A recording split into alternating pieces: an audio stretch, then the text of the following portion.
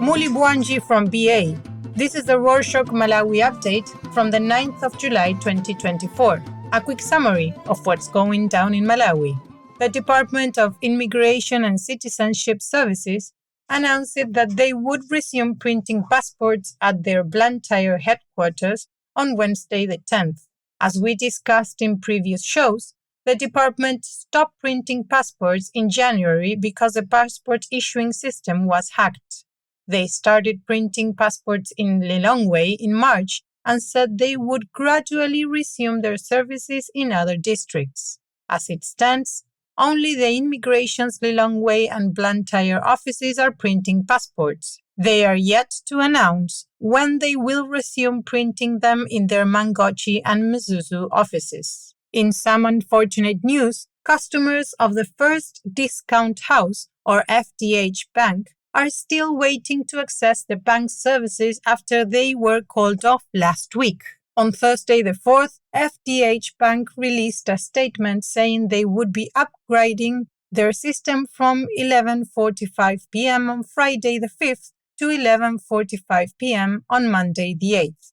They said that all their banks, bureaus, payment points, digital banking channels such as 525 Banking, Ufulu 265, and their international money transfer services would not be operating. They said only their auto teller machines would be working. On Tuesday the 9th, they released another statement saying their system upgrade was successful and that they were opening their channels gradually. They said their digital channels would be back online later that day. However, their digital channels aren't working yet. According to a report by the Malawi Vulnerability Assessment Committee, 4.2 million people from 14 of the country's 28 districts were at risk of hunger in June. This trend might continue until September 2024. The report also said that in October, the number of food-insecure people might rise to 5.7 million, with an estimated 550,000 people from urban areas. The report attributed the statistic to last year's drought and floods, which resulted in a food production drop of 17%, that is from 3.5 million metric tons to 1.9 million metric tons. In development news, locals can now get coal and coal supplies from Mozambique because Nacala Logistics, a local railway company, fixed the Balaka and Lilongwe rail, which also connects to Mozambique. Nacala tested the route on Wednesday the 3rd and announced that they successfully delivered a batch of coal for Shayona Cement Limited and Canengo Station in Lilongwe to Moatsite in Mozambique.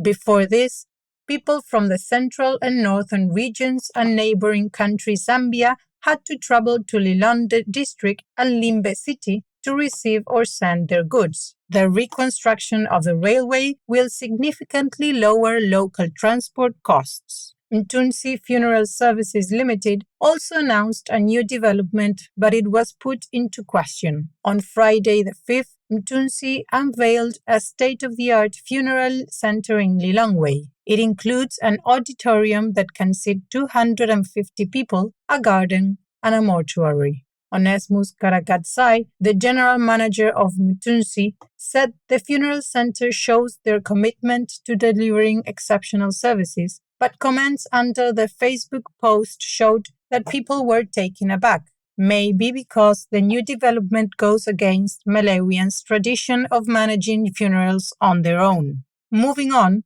over 184,000 students are currently sitting for their Malawi School Certificate of Education examinations. The test started on Tuesday the 2nd and will go until Friday the 26th.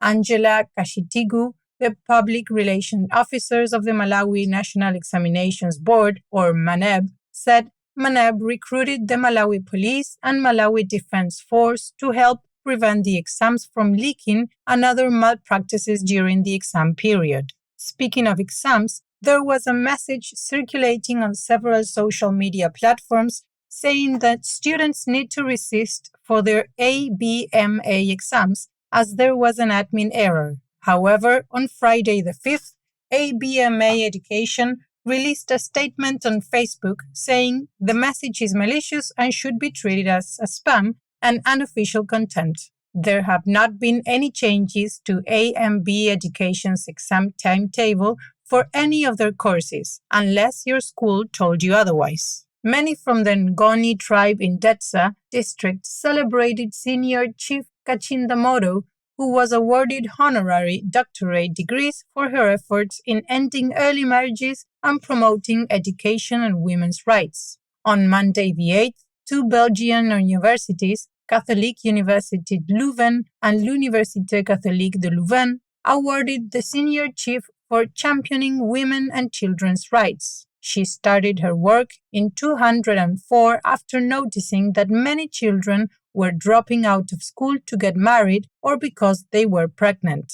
Nearly 2,500 children went back to school due to her efforts. Another 3 locals were also celebrated this week.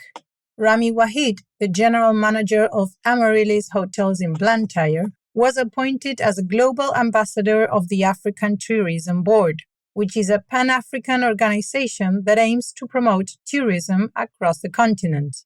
The appointment letter was dated the 29th of June, but the local news only talked about it on Thursday, the 4th of July. Under his new role, Wahid is expected to enhance Africa's visibility and appeal as a premier travel destination. Meanwhile, Dr. Huimantala was appointed as a country manager for the World Bank Group in Papua New Guinea. He's the first Malawian to hold this position.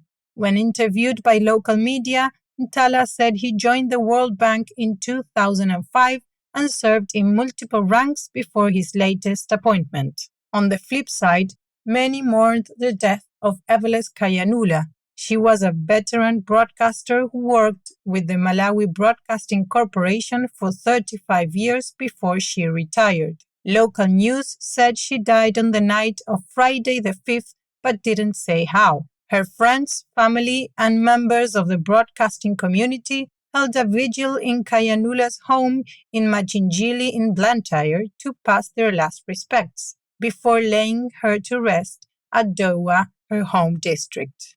And to close this edition with some lighter news, the Umtheto Cultural Festival will take place at the Mzimba Heritage Association from the 31st of July to the 3rd of August. King Mizuzulu and Inkosi Yamakosi Mwelba V will host the festival at the Hora Heritage Center. According to the poster, there will be traditional food and drinks and cultural dances at the event, which seeks to celebrate Ngongi tribe and its culture. You can check out the festival posters in our show notes. And that's it for this week. Thank you for joining us. As you must know by now, we do not only make podcasts, but also other cool projects. Right now, Rorschach is developing a new app designed to help you make decisions within a group of people. Would you be interested in giving it a try? If so, please email us at info@rorschach.com. We'll give you early access to the beta version as soon as it's ready and the chance to help us improve it. Pitani Bueno!